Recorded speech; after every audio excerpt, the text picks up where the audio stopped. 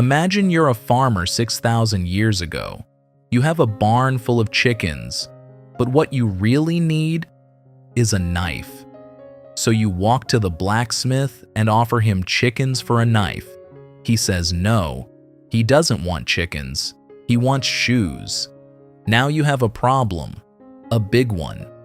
You need to find someone who wants your chickens and happens to make shoes, and is willing to trade those shoes to a guy who has a knife. That's not trade. That's a scavenger hunt. Economists have a name for this nightmare. They call it the double coincidence of wants. And for thousands of years, this exact problem stood between humans and civilization. Before we uncover how we solved it, hit subscribe to Past Point, because the real story of money is stranger, older, and way less about coins than you were taught in school. So here's the obvious question. Who actually invented money? Was it a king, a government, a genius trader? The first clue comes from somewhere you'd never expect: clay.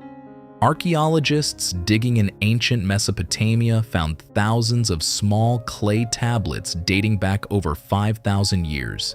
They weren't shopping lists, they were debts. I owe you 3 goats. You owe me 10 jars of barley. Here's where things get strange. This means the very first money wasn't a coin. It wasn't even an object. It was a promise. Misconception: money replaced barter.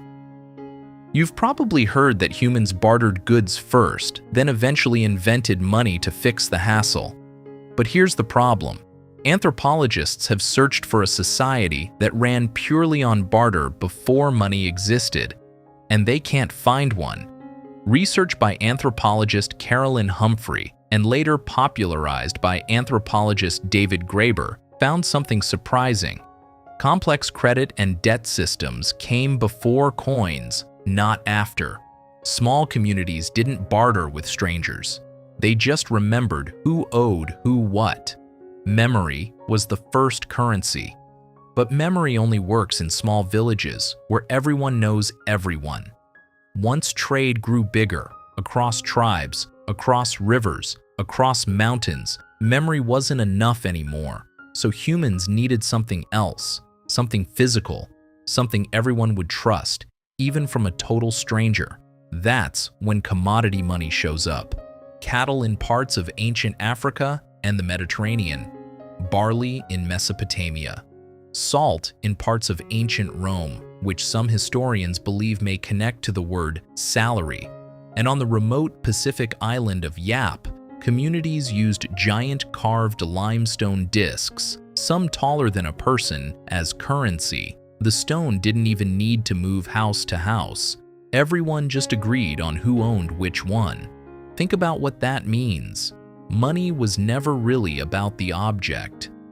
It was about agreement, shared belief, trust.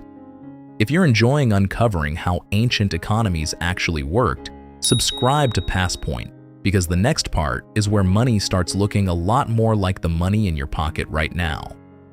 Now comes the really interesting part.